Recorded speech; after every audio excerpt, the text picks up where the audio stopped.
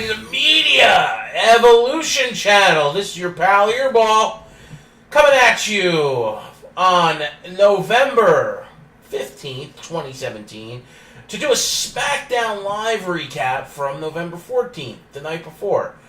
I know I don't do the recaps live after the show, but part of it's because I'm Eastern Standard Time, it's late at night, and I got other things to do, and then by the time it's ready for me to do this, it'd be midnight or later, and I don't want to be barking at my microphone recording and waking up my brother in the other room, because it's not fair to him. He's got college in the morning, or work, or something like that, so, gotta be respectful. I don't live alone. Take it as it is. But, let's get ready to dive right into this. The go-home show before Survivor Series. Really good show. This WWE this week killed it. Between Raw and SmackDown, we've got A-plus shows. Wish they were doing this crap all year. I mean, for love of God, if they could do storylines like this more often, it'd be much appreciated to the fan base. Maybe they wouldn't be having low ticket sales and poor ratings and stuff like that. I mean, I know they're competing on Mondays against Monday Night Football, but still. For love of God, they could be doing so much better than they are. But obviously, they're building to something big here. The final big pay-per-view of the year, Survivor Series, the last of the big four. So here we go. Start out the show, Daniel Bryan is, he gets to the ring, typical Daniel Bryan, he's got to come in and get the loudest ovation out of any superstar on the damn roster. It doesn't matter if you're AJ Styles, who he brought out, of course, and did a promo with, or if you're Roman Reigns or any of the Shield, or, just anybody. Hell, Triple H, even though he came out on Monday, his pop does not equal Daniel Bryan. Daniel Bryan still gets the largest pops, period. I would say the only person that will beat Daniel Bryan, maybe there's two. One of them would be The Rock. Stone Cold Steve Austin would be number two. There might be a third. I mean, Ric Flair gets pretty good pops, but, I'd still say Daniel Bryan's better. The third one would be Hulk Hogan, but I don't know how he would be received after the debacle, which was Hulk's racism. So, I don't know. I mean, he's probably going to be loved back with open arms, but we'll see. Anyway, Daniel Bryan ends up being the advocate for AJ Styles. AJ comes out, they do a promo together. Bryan talks up AJ, talking about the upcoming match, that, AJ's going to be the underdog, and Daniel Bryan understands that. He also talked about, the Raw invasion that happened, or the SmackDown siege of Raw that happened earlier this month, and he was expecting Raw to return the favor, because he knows just how vindictive Stephanie McMahon could be. And if anyone knows how vindictive of a bitch that she could be, that is Daniel Bryan. And going into the match against Lesnar, he did a huge promo.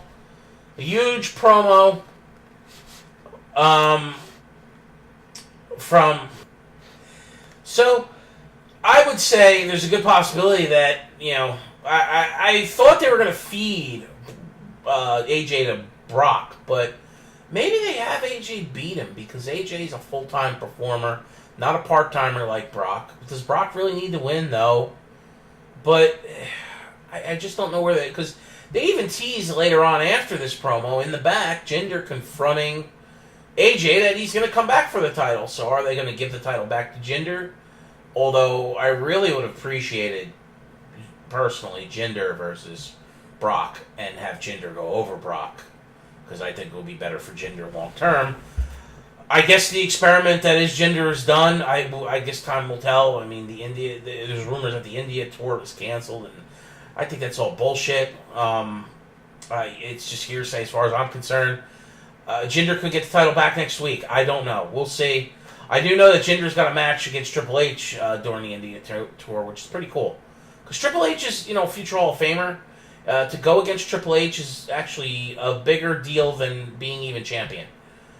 He's one of those matches that if you're a current wrestler and you go against Triple H or one of the Hall of Famers, Undertaker, who is a future Hall of Famer, or they bring someone else out, to have a match against Kurt Angle would be a big deal.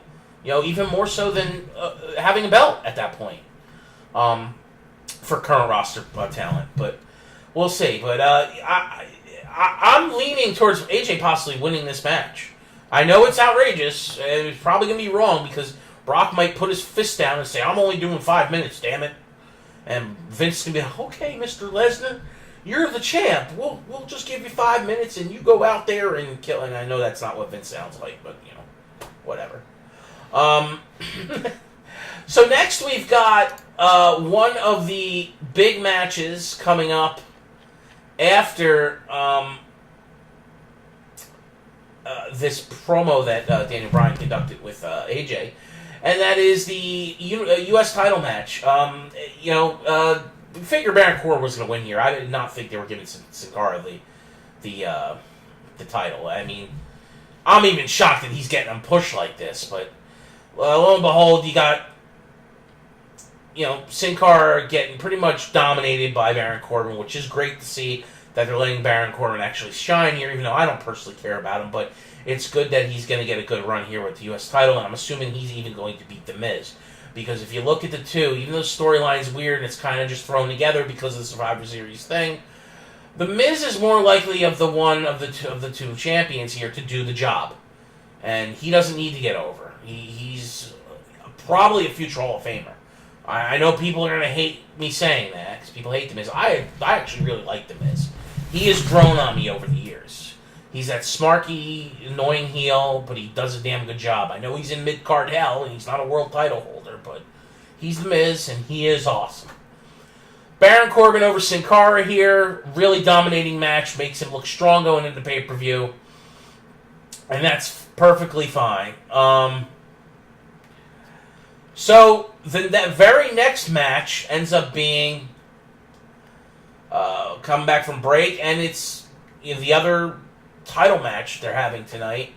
Obviously, they're setting up to give a good 30 minutes of the end of the show towards the end of the night segment with Sami Zayn versus Kevin Owens versus the New Day.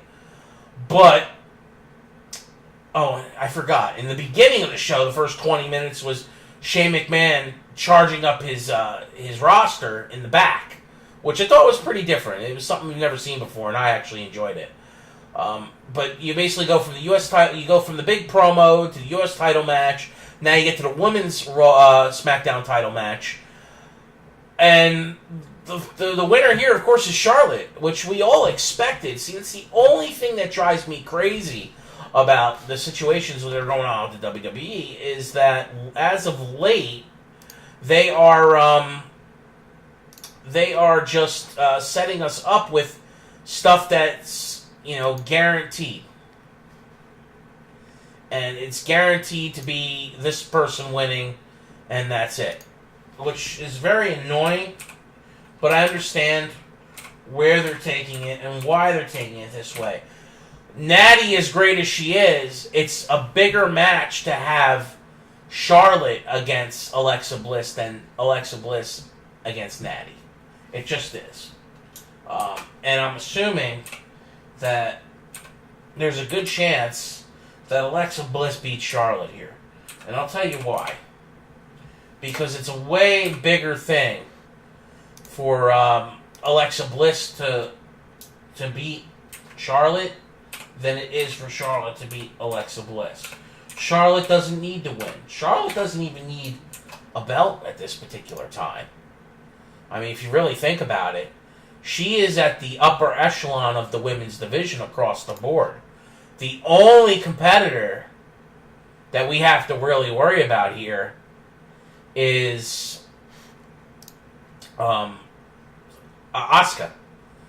I mean, Asuka's going to be the one that everyone's going to be like, oh man, we need to have Charlotte go against Asuka, and that's going to be the big match. That is a WrestleMania match that people are going to want to see. there's going to be calls for that. I don't know if we get there this year with that type of match, but we will in the future. I think Asuka's got to do a pecking order through the women's division on Raw before we even consider having a cross-brand match with her against Charlotte. I mean, what would be really cool is if Charlotte stays on SmackDown's roster for an entire year as champion, and Asuka becomes the Raw champion, and then next year at Survivor Series, these two go at it, as opposed to WrestleMania. But that probably won't be the case. For all we know, Charlotte could come back to Raw. We still don't know where Paige is. She was supposed to come back on Monday to Raw, but that didn't happen. We know she's been at the Performance Center and training to come back, so we'll see. Kind of expected Charlotte to go over, especially in the position that she's at. She was home in Charlotte, North Carolina. Her dad's been sick. She said, I'm going to win this for Daddy.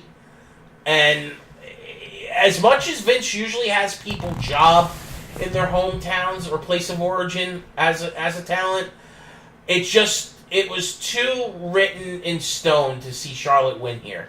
That's the only downtake I take of that match. So, basically, all that's left for tonight is the final match. But right before we get into that, there's a segment between... Well, we get the Bludgeon Brothers doing another vignette, which the vignettes are kind of getting boring and stale. I hope after Survivor Series we actually see them on live TV, as opposed to doing these vignettes. And then we get an interaction between Daniel Bryan and Shane McMahon, having a little coffee meeting in the back around the war cantina. But anyway, it just came off to me with the way Daniel Bryan was talking. I now think Daniel Bryan is going to go heel commissioner, or GM here. I think we're going to see a swerve that no one expected very soon with this whole thing on Daniel Bryan going to Monday Night Raw and getting attacked by Kane. I'm actually starting to think here that because he has a relationship with Kane as being a former tag champion, that I think he asked Kane to do that stunt with him, and Kane made it look like and sound like he attacked Daniel Bryan to put the golden fleece over Shane. But Daniel's actually siding with Raw here, and I think this weird storyline is building. What if the main event of Survivor Series turns into Triple H getting attacked by Jason Jordan, causing the Authority to fire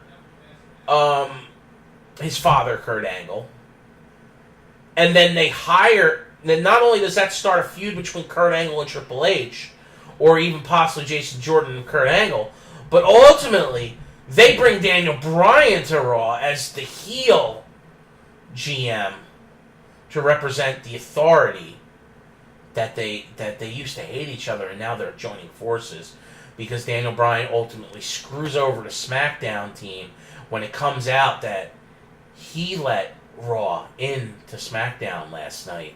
How'd they get in? We were expecting them. How'd they get in? All of a sudden they show up. Who let them in? Daniel Bryan, who mysteriously says he'll see Shane after Survivor Series, and he, leaves for the night. Like, what? It was just very, very weird the way they did that segment, and leads me to believe that Daniel Bryan is now on the path to a heel turn as general manager of SmackDown. And does he stay general manager of SmackDown? Does he overthrow? Does the Authority win? And then, Shane is removed as commissioner, and then and Daniel's fully in charge, and he's now a heel. And where does that put Sami Zayn and Kevin Owens? Are they in cahoots as well with this whole situation? It's just, there's something here brewing. It stinks. It stinks in a good way. But I first foresee something weird happening here. There's some underlying storyline that's been thought up in the back. How can we twist this to shock the shit out of the universe? Well, that would be it. To turn their biggest babyface heel in this way would shock the fan base to the core.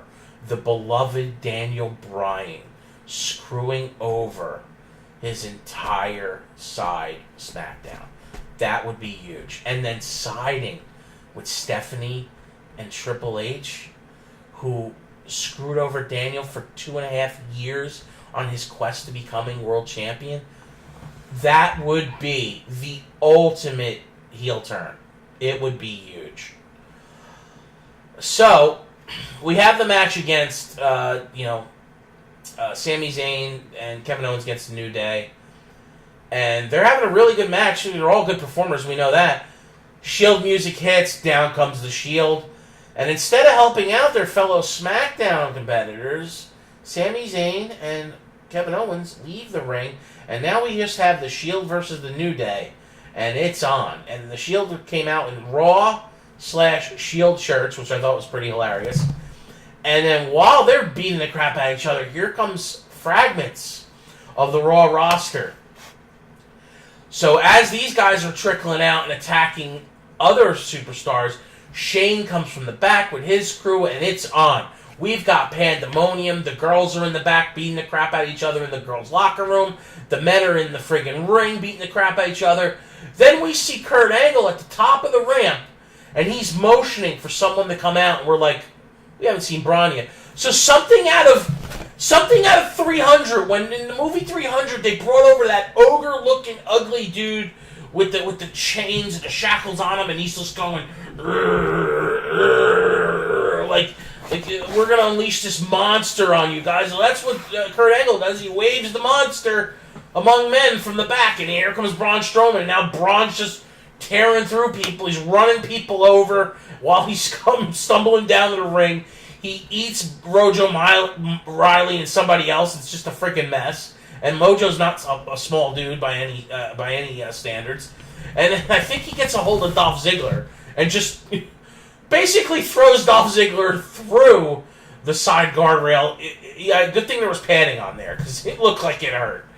Braun's just tearing it up out there. The Bar's tearing it up. Samoa Joe and Finn Balor wrecking people. Like, it is a total beatdown of SmackDown. Raw is cleaning house. And it's funny because SmackDown struck first, which puts them in the predicament of, Raw is going to retaliate. Raw has double the amount of talent. No one's ever really done the numbers here. But I know for a fact, if you count up the roster talent, Raw has about twice as many superstars as SmackDown does. I don't know why it's engineered that way. The only thing that's even is the women, and they're like really close. They're like within one. But the men, it's like 2-1. And some of the bigger talents are on Raw, if you think about sheer size and main event caliber. Now, we didn't see Brock Lesnar. We didn't see Jinder Mahal. He wasn't out there for SmackDown. Like, there was only certain wrestlers. It wasn't everybody on the roster of both sides. It was a weird scenario how only certain people were involved. Maybe it was a combination of people that were having matches and then people who were left off the card because not everybody can be on the card. So, but anyway, another A+ night. So between Raw and SmackDown this week, it's really a big deal. I know I don't do NXT reviews. I've always wanted to, but it's really, I just don't think there's enough time. It's only an hour show. I definitely recommend that you watch NXT because it's a great show, even though it's taped. And it gives you an idea on who's eventually going to make it to the main roster. You can see the progression of some of these talents. And NXT's having their pay-per-view on Saturday, which is going to be a total bar burner. It is going to be really good. Bringing back an old-school WCW pay-per-view in War Games, but doing it with modern-day twist with NXT and the way they do things. I foresee it being a really kick-ass show. And then culminating with Survivor Series. This weekend is going to be a big weekend for WWE. And it's a talent pool on both sides of the spectrum. So, anyway, this is it for the SmackDown recap. This is your pal, Eirbal. Make sure you like and subscribe to the Media Evolution channel. And check out my Twitter feed and subscribe to that as well so you get, or follow that as well so you get the links of when I do post these videos. And be sure to check out this week. I will be doing within the next day or two, definitely doing it. The update is hitting today of WWE Supercard. Season 4 is launching. Tons of changes to the game. I want to show you the changes. I want to talk about my team Midcard Hell and how great they are and how well we've done in last season as a team these last few months. I want to talk about where my opinion is, where the game is going, what they could have done better in the past, what they have done better now, what I think of the game and its evolution of me playing it since I first started playing it a little over a year ago. I'm definitely doing that video. That video will unfortunately be very long. Probably be well over an hour because there's a lot of content to get in. But make sure you come back and check that out. I will be posting that on my Twitter feed. And the only thing I'm trying to do is get new visuals for it. I don't know if that... You're probably going to have to look at my Season 3 crap because I want to do the video now as... it's hot off the presses. I'll have to get together with my art guy and get my Season 4 thing done. But this is your pal Eirbal. Like, subscribe, and follow, and spread the word. Let's increase the size of this army. Let's be relevant in the community. Let's make everything better because I'm here to give you insight on how wrestling could be and how it was and where it is now. I'm here to save yous all. Peace.